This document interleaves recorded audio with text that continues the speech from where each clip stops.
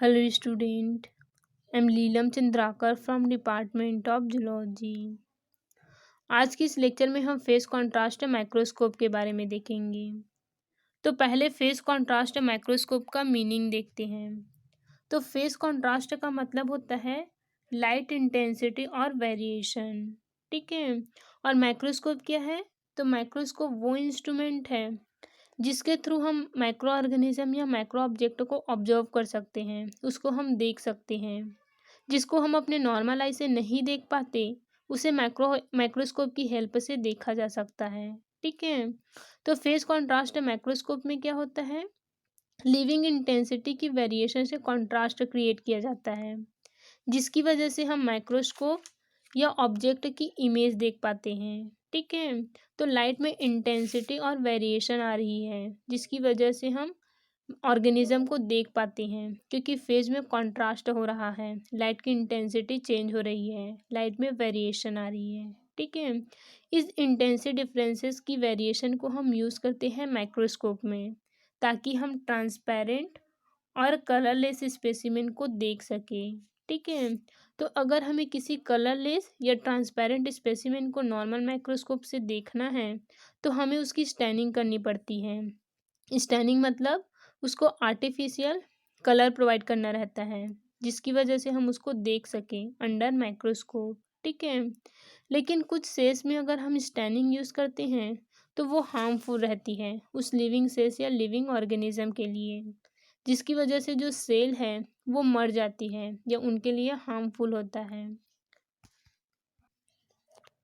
इसी वजह से फेस कॉन्ट्रास्ट माइक्रोस्कोप का यूज़ किया जाता है, ताकि जो लिविंग सेल्स है वो हार्म ना हो, क्योंकि इसमें कोई स्टैनिंग की ज़रूरत नहीं होती। बिना स्टैनिंग के हम लाइट इंटेंसिटी में वेरिएशन करके उस स्पेसिमेन की इमेज देख पाते हैं। ठीक है। उसके बाद है हिस्ट्री। तो लाइट माइक्रोस्कोप को सबसे पहले 1934 में फ्रिस्ट जर्निक के द्वारा सबसे पहले इन्वेंट किया गया था। ठीक है। इसके लिए उसे 1953 में नोबेल प्राइज़ भी मिला था। तो 1934 में फ्रिस्ट जर्निक ने इसे इन्वेंट किया और इसके लिए उसको 1953 में नोबेल प्राइज़ भी मिला था। ठीक है। उसके बाद है वर्किंग प्रिंसिपल। तो जब कोई भी लाइट किसी भी फेस को पार करता है, उसके आर पार जाती है, तो छोटा सा फेस शिफ्ट देखने को मिलता है, जो हम नॉर्मल ह्यूमन आई से नहीं देख सकते। ठीक है। जब लाइट सेल्स को क्रॉस करते हैं, तो उसमें उसमें एक स्मॉल फेस शिफ्ट होती है, जिसकी वजह से इनविजिबल होते हैं नॉर्मल ह्यूमन आई में। तो ये जो छोटे छोटे चेंजेस हो रही है, उनमें हम कन्वर्जन करते हैं, छोटे छोटे एम्पलीट्यूड का कन्वर्जन करते हैं, जिसकी वजह से हमें इसकी कॉन्ट्रास्ट में डिफरेंस दिखाई देता है और वो जो ऑब्जेक्ट है वो हमें विजिबल हो पाता है। ठीक है। अब जो फेस कॉन्ट्रास्ट माइक्रोस्कोप है, उसमें दो इम्पॉर्टेंट चीज़ प्रेजेंट होती हैं। एक होता है एन्यूलर एन्यूलर रिंग और सेकेंड होता है फेज रिंग। ठीक है। तो एन्यूलर रिंग कहाँ प्रेजेंट होता है, मतलब कि इसकी पोजीशन कहाँ है? तो between the condenser and the light source. तो जो लाइट सोर्स प्रेजेंट होता है माइक्रोस्कोप में और जो कंडेंसर होता है, उसके बीच में एन्यूलर रिंग प्रेजेंट होते हैं। ठीक है। अब फेज रिंग क्या होती है, इसकी पोजीशन कहाँ है? तो objective lens and image plan. तो ऑब्जेक्टिव लेंस और जो इमेज लेंस है, उनके बीच में फेज रिंग प्रेजेंट होती है। ठीक है। अब इन दो रिंग का काम क्या होता है?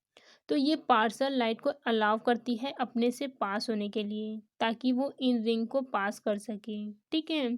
तो बाकी की जो लाइट है उसे ब्लॉक कर दी जाती है इन एन्यूलर और फ्रेज रिंग के थ्रू, और ये कुछ स्पेसिफिक लाइट को ही अलाउ करती है पास होने के लिए, और बाकी की जो लाइट है वो ब्लॉक कर दी जाती है। ठीक है। तो ये जो एन्यूलर रिंग और फेज रिंग है, वो जो बाकी की लाइट है उसको ब्लॉक कर देगी, और कुछ कुछ स्पेसिफिक लाइट को ही ये अलाउ करती है अपने से पास होने के लिए। ठीक है। इसकी वजह से ही कॉन्ट्रास्ट क्रिएट होता है और चीज़ें हमें दिखाई देती हैं। ठीक है। तो यहाँ पे फेस कॉन्ट्रास्ट माइक्रोस्कोप का डायग्राम दिया हुआ है। ठीक है। यहाँ पे लाइट है, यहाँ पे लाइट सोर्स है, ठीक है। और ये है एन्युलर डायफ्राम, जिसको एन्युलर रिंग भी बोला जाता है। अब यहाँ पे जो एन्युलर रिंग है, इसमें एक ब्लैक एरिया है, ठीक है। यहाँ से कोई लाइट जो है वो पास नहीं होगी। और ये जो वाइट रिंग दिखाई दे रही है, यहाँ से सिर्फ अलाउ मिलती है लाइट को क्रॉस होने के लिए, ठीक है। तो ये जो वाइट रिंग है वो कुछ कुछ स्पेसिफिक लाइट को ही क्रॉस होने देती है, ठीक है। अब क्रॉस हुई लाइट जो है वो कंडेंसर पर पड़ती है, तो यहाँ से जो लाइट क्रॉस होगी वो यहाँ पे कंडेंसर पे क्रॉस होगी, ठीक है। अब जैसे ही कंडेंसर पे लाइट पास होती है, तो यहाँ पे ये है स्पेसिमेन, ठीक है।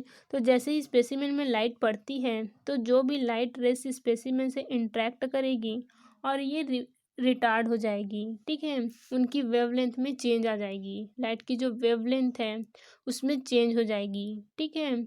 इसके बाद ये जो रिटार्डेड लाइट रेस है वो फेस प्लेट, जिसको हम फेस रिंग भी बोलते हैं, ठीक है, उसमें से होकर के ये पास होती है।